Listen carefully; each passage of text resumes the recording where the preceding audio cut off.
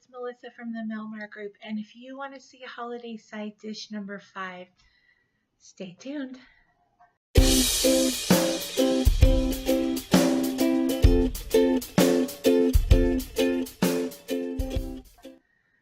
Okay, I know this is long overdue. I did my holiday side dish series before Thanksgiving, and it's now right before Christmas, but I wanted to make sure I had number 5 up. There was some controversy about which side dish should be listed as my favorite because we have favorites on both sides of the family, and so I didn't want to hurt anyone's feelings, so I decided to do mac and cheese in the oven so you can see it. I do have a pressure cooker recipe for mac and cheese, but check out this recipe and I think you'll love it too.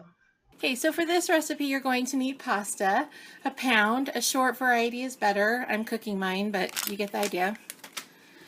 Worcestershire sauce, or however you say it at your house.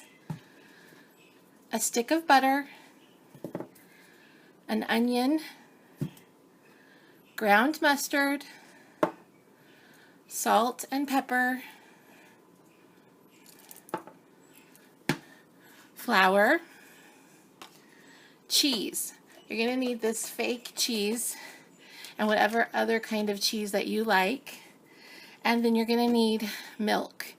I've done this with almond milk. Today I'm doing it with whole milk. Okay, so the first thing you're going to do is take 1/4 to 1/2 of an onion and you're going to grate it to get the juice. The other thing that this helps with, I have kids that don't like onion, so I can get the fresh onion flavor without hearing there's onion in there. So as you can see, you're getting juice from that. So you're just going to grate that probably till you have about 1/3 to 1/4 of a cup. As you're grating, you're going to get this goodness on the back of your grater. Don't throw it out. You can put it in.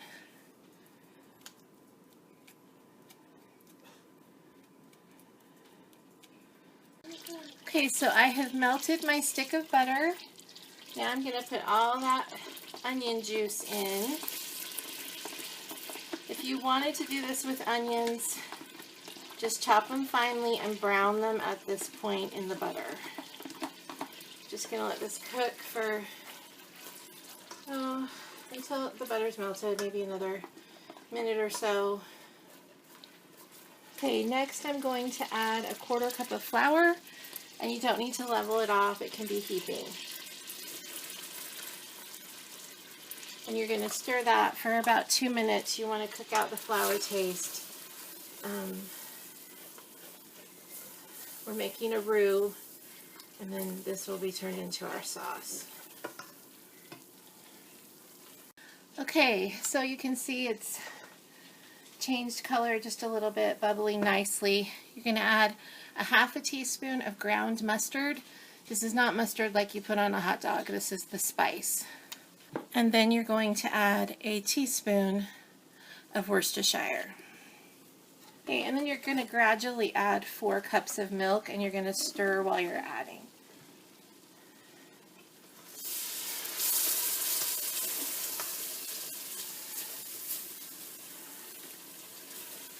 Some people, when they make this kind of sauce, they heat the milk. I just see that as an extra step and an extra pot. So I just gradually do it. That way I'm not pouring a ton of cold into the hot right away. Okay, so this is about halfway through. You can see how thick it is. You're going to see little flecks in there. That's going to be your Worcestershire and your mustard. Don't worry about it being 100% smooth. Just keep adding your milk and stirring. Okay, so another trick with this sauce is it needs to come to a boil to fully thicken. So you can see I've got all of my milk in here, and it's a little bit thick, but we want it nice and thick, so the boiling will cause that. So we're just going to wait a couple minutes, just stir it, you know, every minute or two. Just give it a quick stir and wait until it starts boiling, and then we can move on. Okay, so it's finally bubbling. It took a little longer than I thought. Just be patient with it. You totally need it to do that.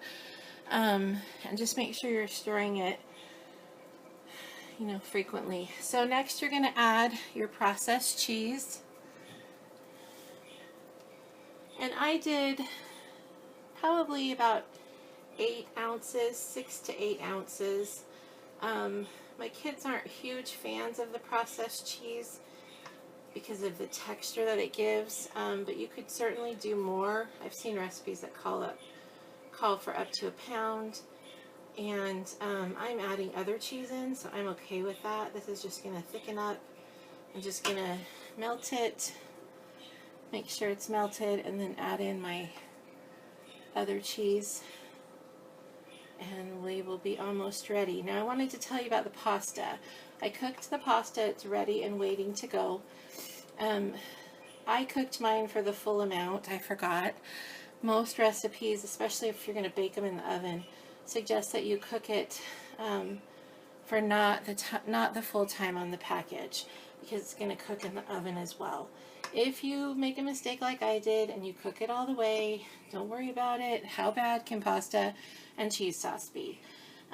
But if you do want to try it, like this called for 8 minutes, you could maybe do it for 5 or 6, and then let it cook the rest of the way in the oven.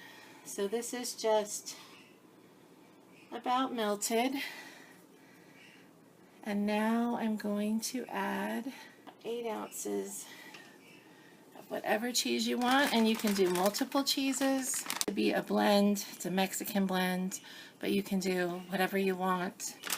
Get as fancy as you want.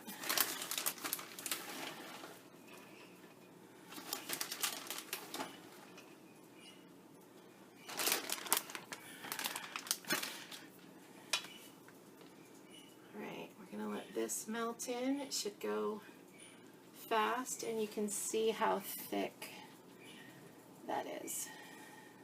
Once it's all melted in, you're going to add your salt and pepper, and oh darn, you have to try the sauce to make sure it's as cheesy as you want. So might as well add your salt and pepper first, so you know if you need to add any more. There's no measurement on that I can give you. Just use what you want. I don't know if you watch Barefoot Contessa. She always uses twice as much salt as she does pepper.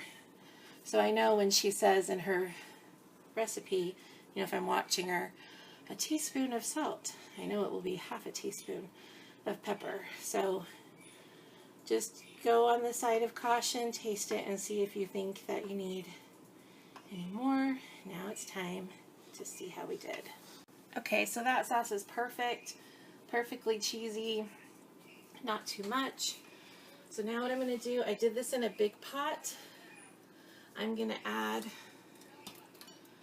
my noodles in. Do any of you ever have the problem of your noodles sticking together? It seems to happen to me more than I would like. So if you have any suggestions on that, please let me know.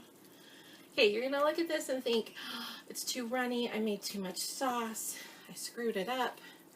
No, you really didn't, because when you bake it in the oven, you want that sauce because the sauce is going to decrease as it bakes. So don't be worried. Don't think that you have to have macaroni and cheese soup, although that would be really good. But just make sure your noodles are all spread apart. And then you're going to take this and pour it into a baking dish. Make sure you've sprayed the dish or buttered it. This dish, it's a little close to the top for me. It's a little close to the top for me. I know it's probably not going to boil over, but I don't want to clean my oven, so I just put a pan underneath. My oven's preheated to 350, and I put this in for 25 to 30 minutes. Something I forgot to tell you is you can add ham in. I forgot to add the ham. So let me do that now. No big deal. That's the thing you have to learn in the kitchen. That's why I'm not a baker, because baking is very precise. But cooking, you can wing a lot and figure out what works for you. So you're going to watch me fix a mistake. Okay, so here it is, homemade mac and cheese, fresh from the oven. It did spill over a little, so I was glad I had that sheet pan underneath. But piping hot, you could put more cheese on the top and let it brown in the oven. It's really good, and I hope you enjoy it. Okay, so you may even have all of the ingredients on hand and you could make it yourself. I know my mom said at their house this year they're having spiral ham and mac and cheese. And that sounded so good. We have other plans, but perhaps you're having ham. This would go great with that. It would go great on a weeknight. It goes great anytime. So thanks so much for your patience. Thanks so much for your patience. Thanks so much for watching. To all my new subscribers, hello, welcome, thank you. I'm hoping to get back on track with doing videos. Life has just been crazy. So until I see you next time, make it a great day. Bye.